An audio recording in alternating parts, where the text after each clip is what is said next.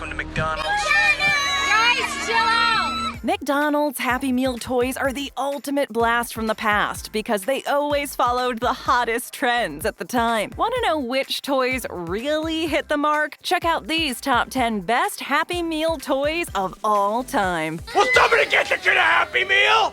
Tamagotchi. Who's this little munchkin? That's Jerry. He's our Tamagotchi. Once upon a time, Tamagotchis were a kid's best friend, albeit a parent and teacher's worst nightmare. They were little digital pets you could cart around with you all day, and you had to take care of them to level up, or else they would die. When that happened, the consequences were real. Bunbuchi was no more, and you had to reset the device to make it come back to life. No, God! Adults just didn't understand that it was basically like having a live pet, and it was super important to take care of them so they didn't die while you were in school. McDonald's was totally inspired by this trend, but wasn't sure how to make it interactive. But someone came up with the ultimate solution: a light. Kids love lights. As long as they hit a little button and make the toy do something, they won't even notice the difference. Also, since you didn't have to feed it, this one wouldn't have to be banned at schools everywhere. And they were right. The toys were a hit. They were the best way for a kid to get their hands on one if their parents banned the real deal from the household. And from far away, nobody could tell the difference. They could have one hanging off their backpack and other kids would assume they were part of the club.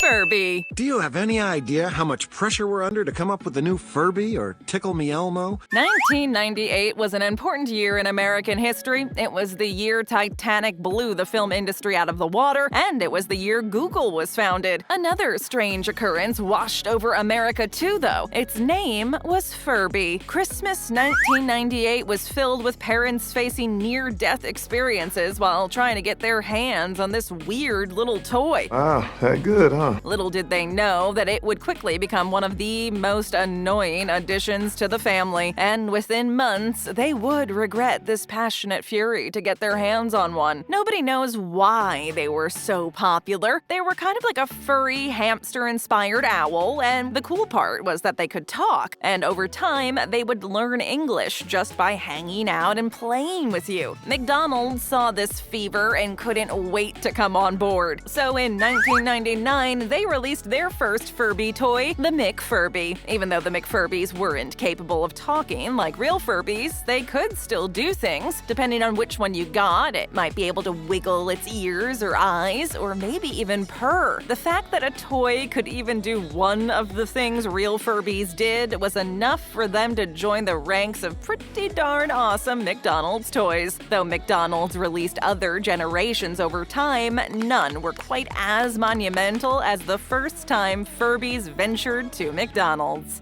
Potato Head Kids. 4M, potato shape. It's hard to imagine a more recognized vintage toy than Mr. Potato Head. This classic guy has been around since the 50s and is famously the first toy to ever be advertised on TV. No wonder he became famous. He's the first toy movie star. This fame led to a spin-off Potato Head Kids TV series in the 80s. They were one of a rotating series paired with My Little Pony to fill a half-hour slot. Too bad the ponies cast an awfully epic shadow, and the Potato Head Kids show was kind of doomed from the start. How sad is that? While it didn't totally take off on TV, the Potato Head Kids did become pretty popular as toys, and how couldn't they? They were utterly adorable and were made even more perfect when they came as a free prize with your Happy Meal. Unlike some other McDonald's toys, some of these were sold in stores too, and you could even get accompanying things like a schoolhouse and clubhouse. Obviously, the more toys you collected, the more fun you could have. And this was definitely what helped make these little spudlings so popular.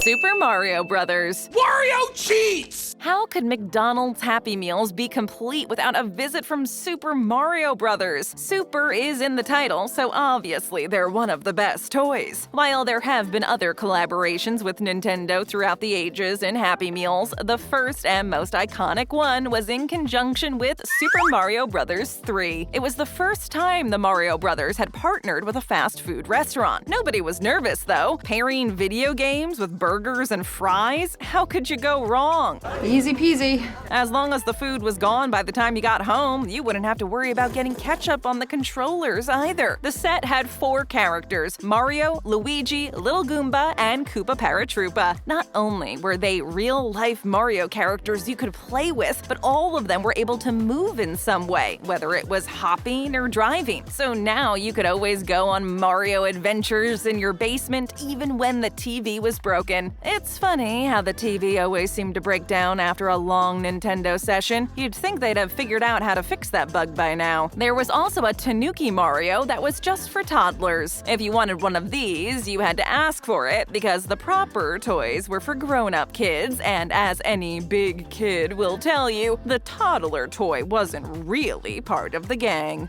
As we keep moving on, take a second to hit that like button, would ya? Thank you.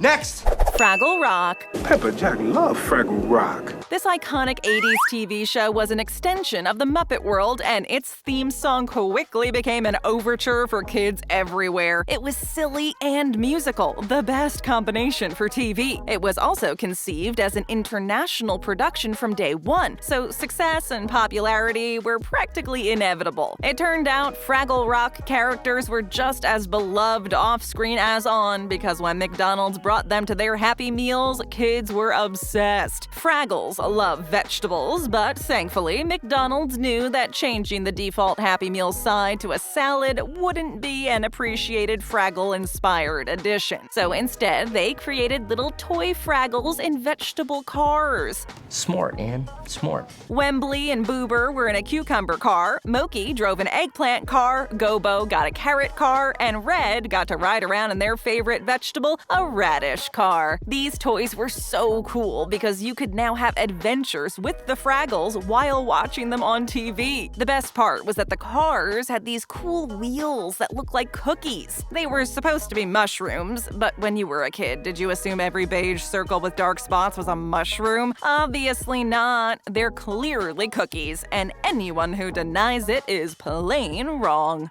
Despicable Me Minions. Banana. Banana!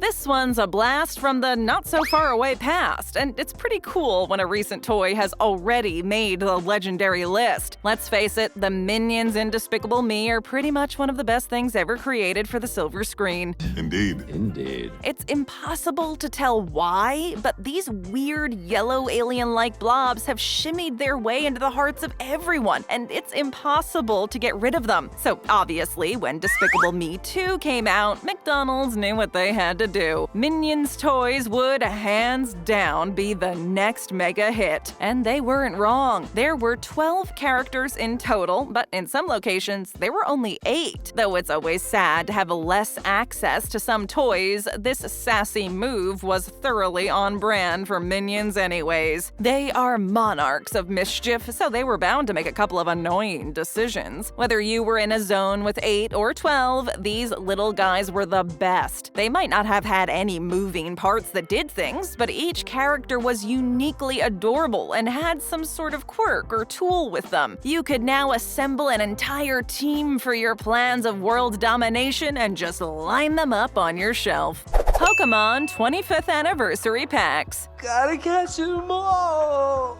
Aren't the toys in Happy Meals supposed to go to kids? It depends. There has never been so many adults obsessed with the Happy Meal toys when they decided to release Pokémon 25th Anniversary card packs. Shut up and take my money! These weren't necessarily a massive hit with the kids. They were popular, but they weren't exactly the most awesomest, mind-blowing toy ever. Regardless of how much they were adored by kids, they still flew out of the stores at warp speed though. But it just wasn't thanks to pint-sized fans. McDonald's forgot that the largest age group of obsessive Pokémon supporters are adults now. In the original golden age of Pokémon, this generation would have done anything to get their hands on every single Pokémon card imaginable. Their only limit was the wallet of the person buying. This generation now has control of their own credit cards. Of course, adults were buying Happy Meals in mass amounts and just giving away the food. This became such an an issue that many stores had to limit how many meals customers could purchase. "We're sorry, Billy, but your 5th birthday now has a guest limit thanks to some obsessive collectors and eBay." Pokemon, however, deserves an award for their ability to extend their popularity beyond a fad. They somehow went from crazy hot to meh, but suddenly back to boiling hot again. Pokemon fever is a thing, and their slogan, "Gotta catch 'em all," seriously worked.